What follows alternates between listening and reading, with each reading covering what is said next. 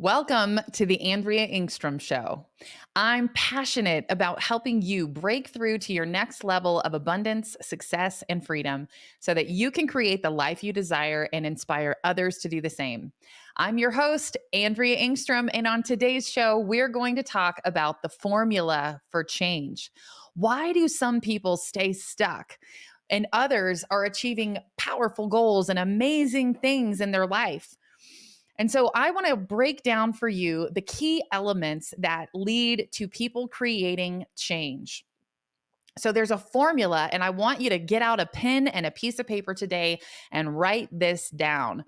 So this is the formula: D times V plus FS must be greater than R. So those letters stand for: D is for dissatisfaction, V is for vision for the future, FS is first steps, and those things must be greater than R, which is resistance to change. And so our level of dissatisfaction multiplied by our clear vision for the future plus our clarity of first steps, if those things are greater than our resistance to change, then it is likely that we will create change in our life. But if that equation is backwards, and our resistance to change is higher than the other side of the equation, then the likelihood is we are going to stay stuck. So if you have found yourself in a place where you feel stuck in a particular area of your life, I want to encourage you to walk through this process with me today. So I want to give you a couple of examples of how this plays out in the real world. So I want to introduce you to Sally. We'll call her security driven Sally. And Sally would rate herself as a level 3 in her dissatisfaction. Her clarity of vision is probably at a 2 out of 10. And her first steps, her clarity of first steps is maybe a 1. And if you do the math, 3 times 2 plus 1 is 7.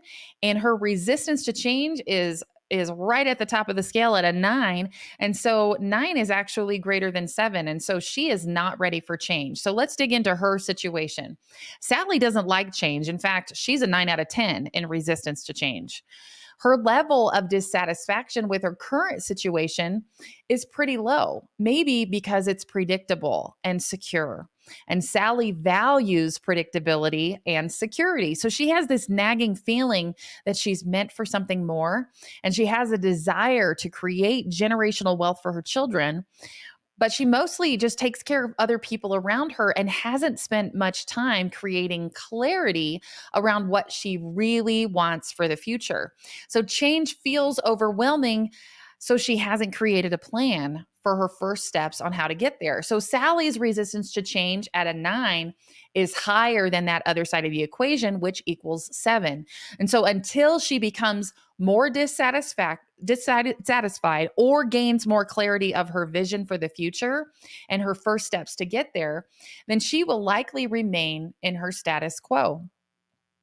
Example number 2 is Claire, and we'll call her Clarity Claire. So Claire also has low dissatisfaction. She's at about a 3 in her level of dissatisfaction, but her vision for the future is about a 7, and her clarity of first steps is about a 4 right now, and her resistance to change is just at about an 8. And so if you total up her other side of the equation, her dissatisfaction at a 3 times 7 in her clarity of vision plus 4 for her first steps, that's 25. And so 25 is greater than that 8, which is her resistance to change. And so she is ready for change. So what does that look like in her life? Well, Claire is also, as we discussed, not highly dissatisfied with her current situation.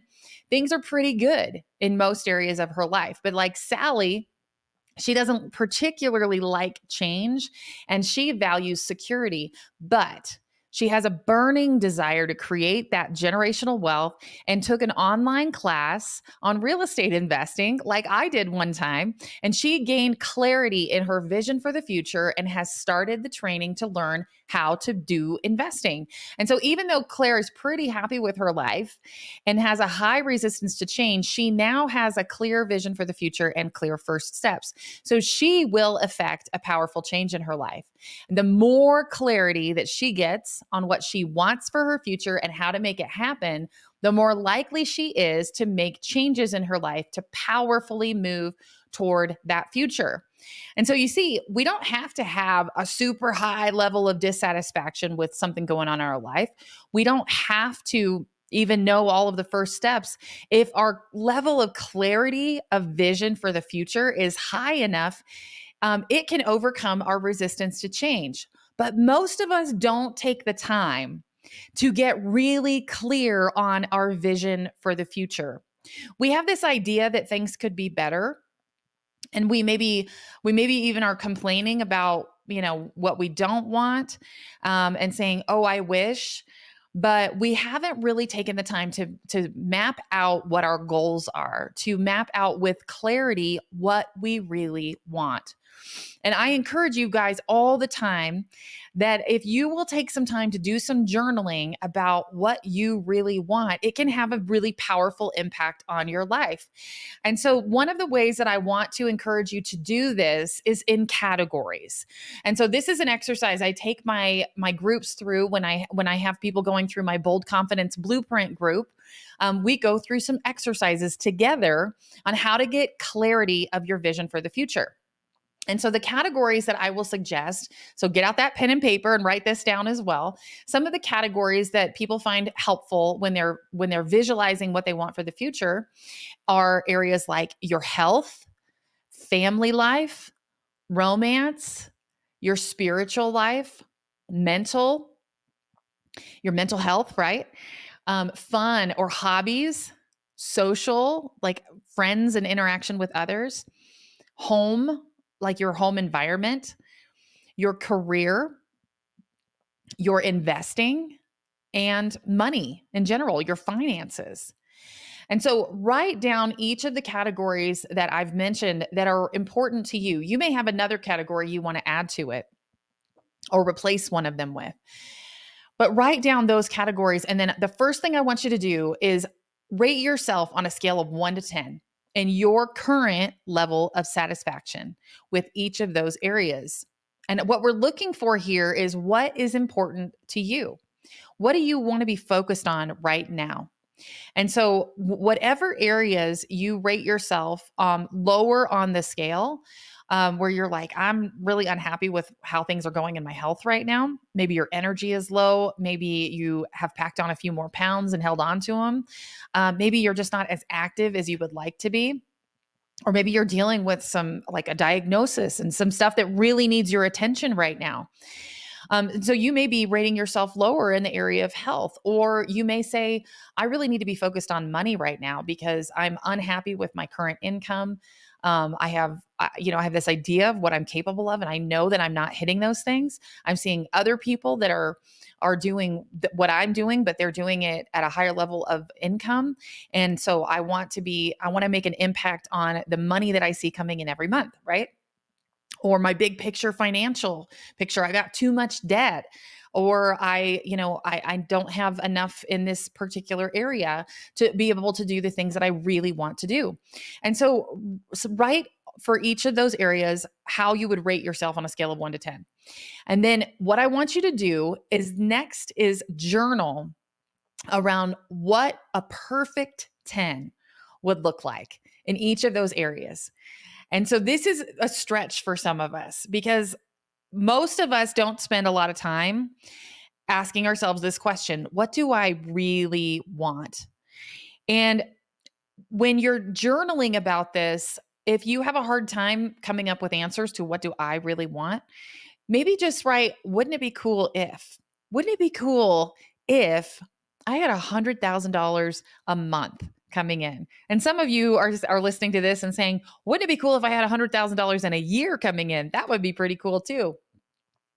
But your level of beliefs will often determine what your level of goals are that you set. And so what a perfect 10 is for you, it's going to be different for you than it is for other people. And so I want to encourage you to just take a few moments for each of these categories and write, what would a perfect 10 be for you? And on future episodes, we're going to dig in a lot deeper on how to elevate your beliefs and really shift in that area so that you can dream bigger. But for right now, just write what would be a perfect 10 for you. And then our next step in this process is to take the things that are really important to you that you've written down and you go, yeah, that perfect 10 vision is really important to me. That's what I want for the future. And I want you to take what you've written and turn it into SMART goals. And so, for those of you who are like, yeah, I've heard of SMART goals, what exactly is that? I want to walk you through a SMART goal, and that's an acronym. So, the S stands for specific, which means it's targeted, it's concrete, it is fully defined. The M stands for measurable. So, there's metrics that you can track. The A is attainable or actionable. So it is something that you can take action on. The R is relevant. So it means it aligns with your values and your vision for the future. And the T is time based. So there is a deadline associated with it. And so I want to give you an example of some SMART goals and what that looks like when we're thinking, okay, what is a SMART goal? And so some people will tell me, I'm a real estate investor, and some people, when I ask them about their goals, that are also real estate investors, they'll say, I want to have short-term rentals. Now, is that a SMART goal? Well, there's some specificity to it. Instead of just saying, I want to be a real estate investor, you're saying, I want to do short term rentals. That's specific. But what if instead you wrote something along the lines of, I want to close on a property for a short term rental in St. Petersburg, Florida by October 31st of 2023. Now, that is specific, right? It's specific, it's measurable, it is attainable, it is relevant, and it is time based. There's a deadline to it. And so anything that you've written that is just, I want more or better, put some metrics to it, put a date to it, put something that is specific to that. And the reason this is so important in part is that when you are specific, your brain will go to work to figure out how to make it happen. And so will other people's. And so if you were to share that goal with someone else, if you just said, I want short term rentals, people are like, oh, that's cool. Me too. But if you said, I want a short term rental in St. Petersburg, Florida by this date, now my brain's going to go to work and I'm going to go, well, who do I know in St. Petersburg? Who do I know in that area that I could connect them to? Is there a resource that I could get that I could help them with? And we start thinking about, okay, how am I going to get the down payment, or how am I going to finance that deal? And I can connect them with someone who can help with that, right? So because it's being specific, it allows your brain and other people's around you to go to work to help make it true. And so when we make the vision clear, other people can take it and run with it, right? When we make the vision clear, other people can take it and run with it.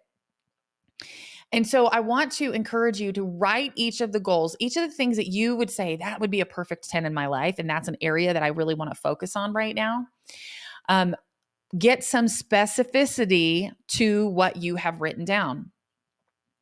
So the next step is to then look at the goals that you've written down and then ask yourself this question. This is one of my favorite questions, y'all.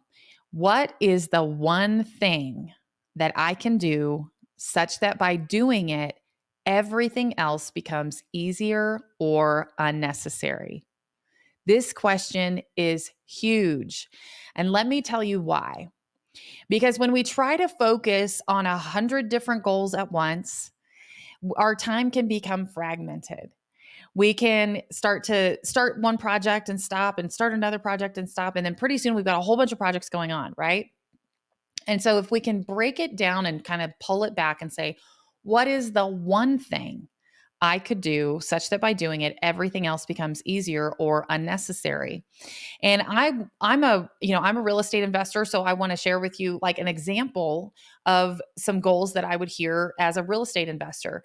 When I first got started, I would say, well, I want to have $200,000 in the bank. In my savings account, I want to flip 4 houses this year. I want to do a wholesale deal every month. And I want to purchase 2 short term rentals by the end of this year. And so I would set goals that are kind of like that.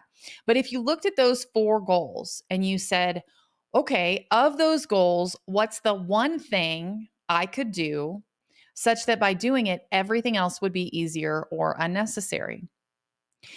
And so in that situation, I might say, well, if I had $200,000 in the bank, it sure would be easier to get a couple short term rentals going, right? If I had $200,000 in the bank, it would sure be easier to flip 4 houses this year. And if I had $200,000 in the bank, I might decide that wholesaling is unnecessary if my goal with getting 200,000 in the bank or my goal with wholesaling is actually to get $200,000 in the bank. And so I might decide that my one thing is wholesaling to get $200,000 in the bank, or I might say, well, my one thing goal is to get $200,000 in the bank, and if I can figure out how to do that without wholesaling or flipping houses, my real big goal, my end game is that I want short-term rentals. And so if I had 200,000 in the bank, I would just go buy short-term rentals and I may not do the other 2 strategies. And so you see how if you get really clear on your one thing, it can make everything else easier or unnecessary. And so if you have if I had a different way to put 200,000 in the bank that wouldn't require months and months of flipping houses or building up my wholesale opportunities, such as I might go, well, if I were to refinance my home, then I would have 200,000 in the bank and I could go buy short-term rentals. And that would make the other 2 things easier or unnecessary, and it would start generating the income that I want every month.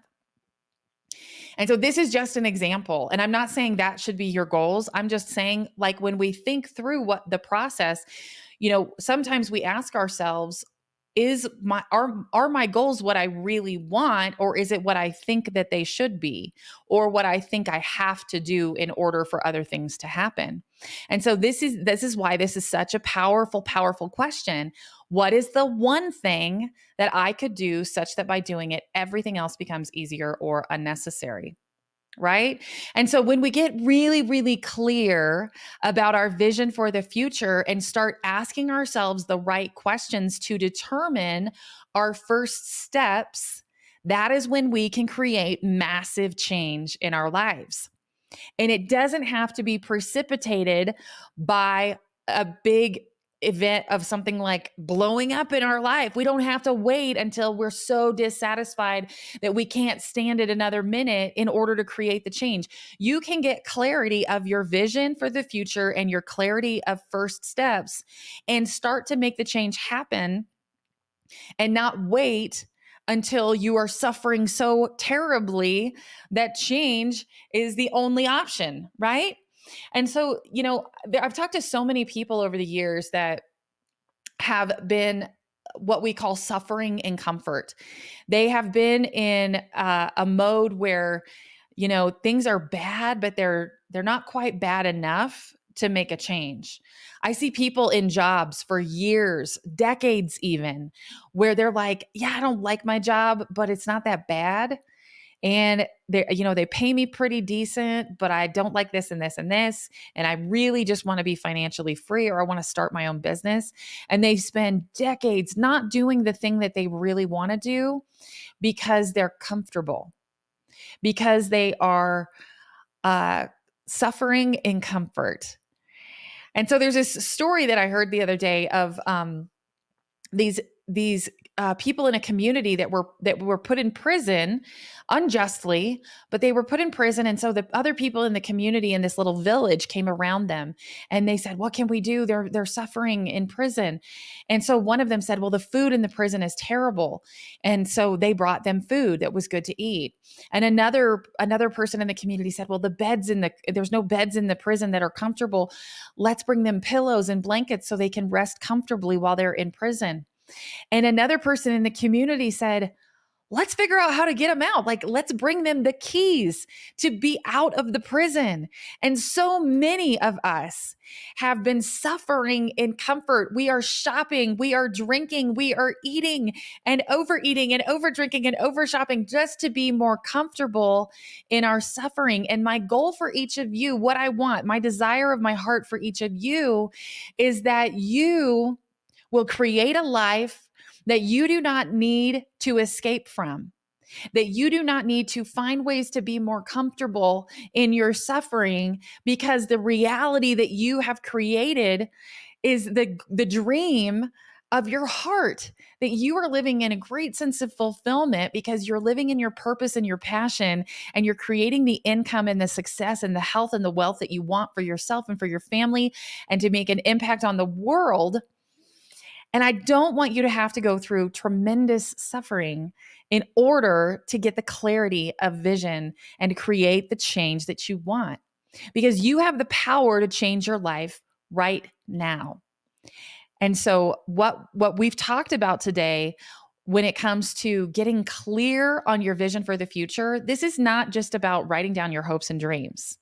This is about getting out of suffering. This is about making a change in your life that will impact the whole rest of your life. The whole rest of your life can change. You do not have to accept mediocrity. You do not have to continue in suffering. You know, I spent years where I was continually, I felt like I was digging myself deeper into this pit of suffering. And I wasn't doing the hard things to create the change that really needed to happen. And I don't know if any of you listening today can relate to this, whether it's in a relationship. I mean, I spent about 7 years in a relationship that probably should have ended after 7 months. Anybody out there that can relate to this? I spent, years with a drinking problem and digging myself deeper and deeper into that hole. And I shared about that in episode 1, where we talk about shifting, stepping into your next level identity. And so that journey that I had to go on, some of you are in the middle of that journey right now, where you feel like you're like, yep, I'm just digging a little deeper every day. But guess what? Rock bottom is when you stop digging. It is wherever you stop digging.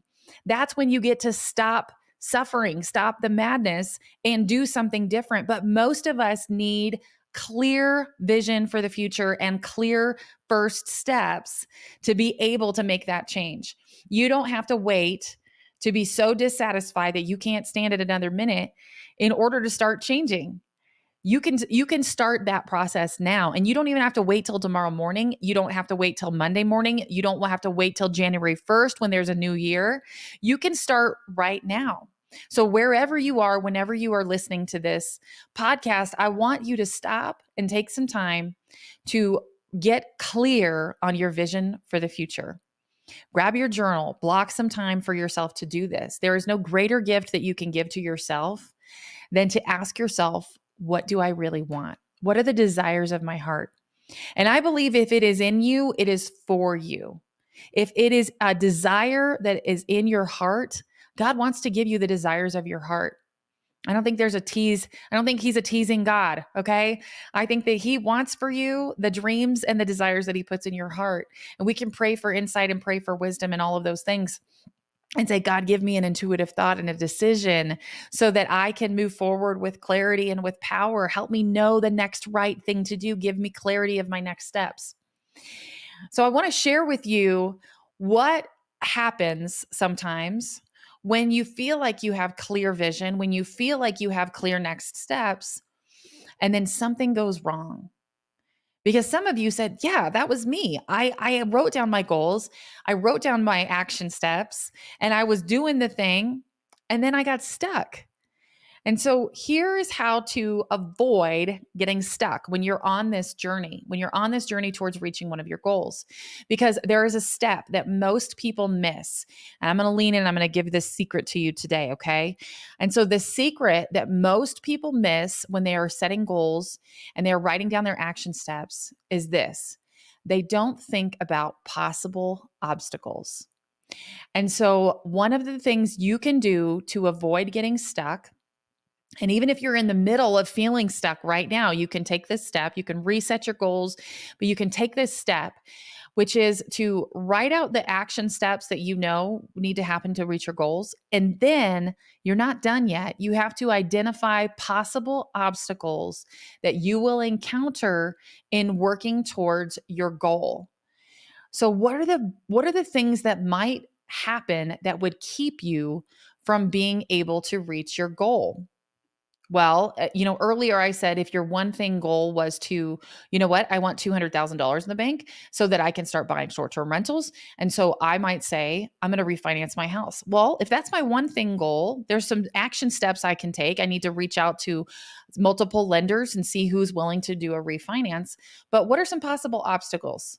Well, what if they say no? What if my house doesn't appraise for what I hoped it would? What if I can't get as much money out of it as I thought was possible? Right? What if I don't like the interest rate and it feels like it's a really bad decision at that point? What are my options? What are some possible strategies to overcome those obstacles? And I'm going to write those things down. You're going to write down the strategies to overcome the possible obstacles. Because when we get to the obstacles, when things don't go the way we hoped they would, things are not as easy as we thought they would be. We're working the plan, we're taking the steps, and then oops, something happens, we get stuck. But when we have planned for those things in advance and we know what to do because we have a strategy in mind, and we can say, oh, I knew that would probably happen.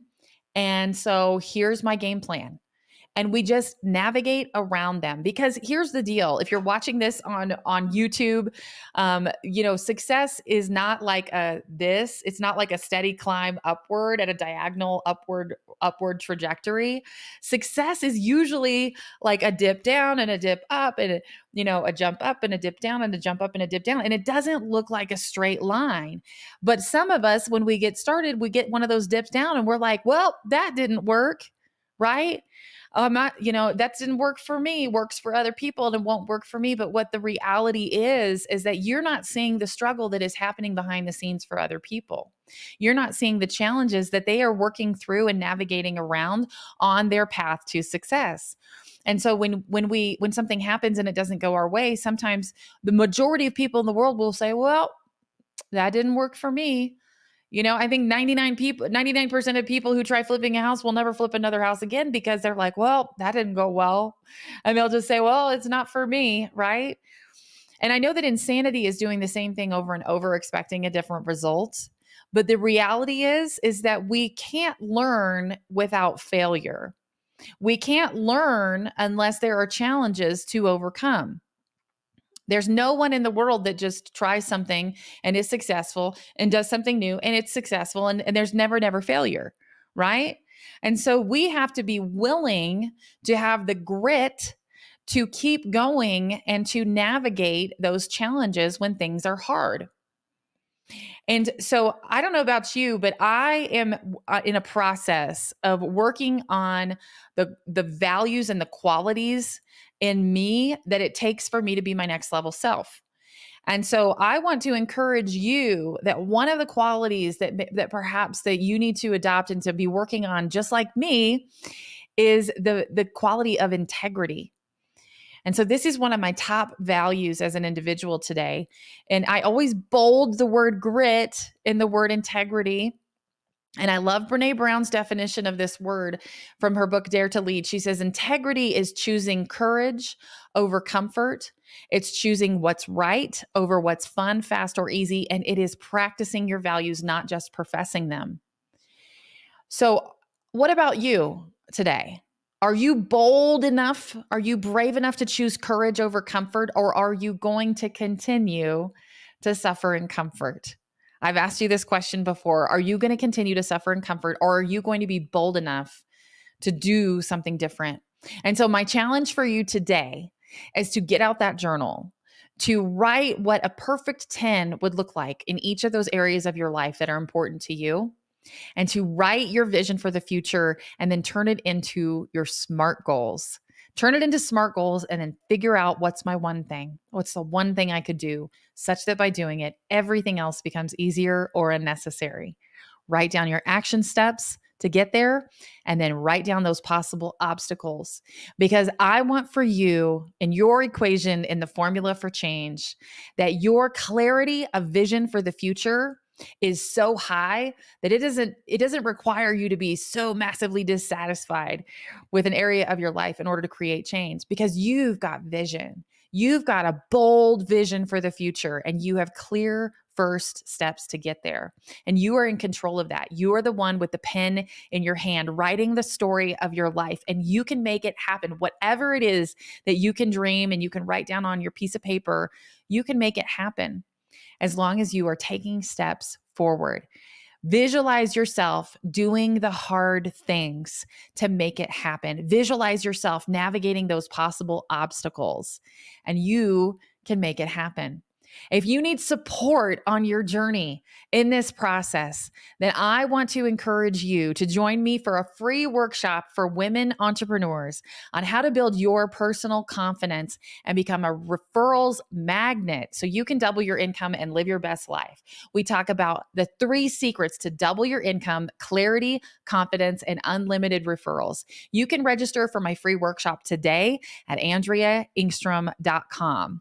Now, if something on the show today resonated with you, would you just let me know by giving me a review? You can put as many stars as you think I deserve on there. It just takes a second.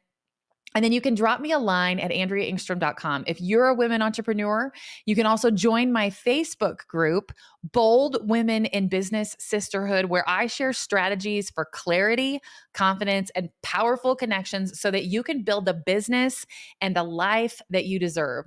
Till next time, I'm Andrea Engstrom, encouraging you to take action on your dreams. You are the one who makes your dreams come true. Show up to your life with power and authenticity. Be bold, be tenacious, and make it happen.